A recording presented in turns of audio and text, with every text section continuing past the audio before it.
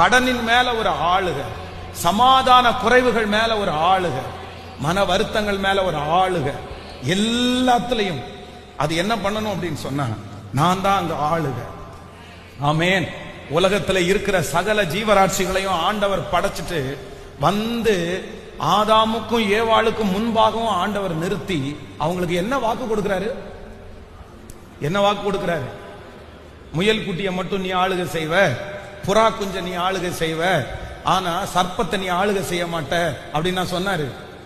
சொல்லுங்க.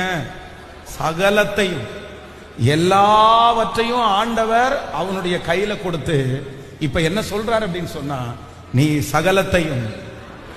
சகலத்தையும் ஆண்டு கொள்ளுவாய்.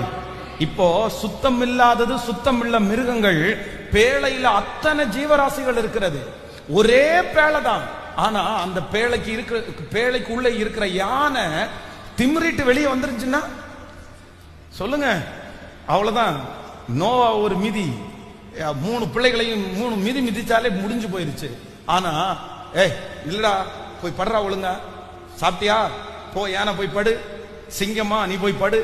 அந்த ஆளுகைய ஆண்டவர் யார் கையில கொடுத்தார் அப்படின்னு சொன்னா கர்த்தர் நோவா கையில கொடுத்தார். ஆமென். நான் நம்புறேன் அந்த லெவலுக்கு ஏசப்பா உங்களை கொண்டு வருவேன்னு கர்த்தர் வாக்கு கொடுத்தார். நீங்க ஜெபம் பண்ணணும், இன்னைக்கு பாவம் உங்களை ஆளுகை செய்தா பிரதர், இன்னைக்கு உங்களை எதெல்லாம் ஆளுகை செய்து, ஆனா இந்த ஜெபம் முடியும் போது டோட்டலா நீங்க என்ன பண்ணணும் அப்படின்னா நீங்க கண்ட்ரோல் பண்ணணும். ஏசப்பாட்ட விடாப்புடியா கேட்கணும்.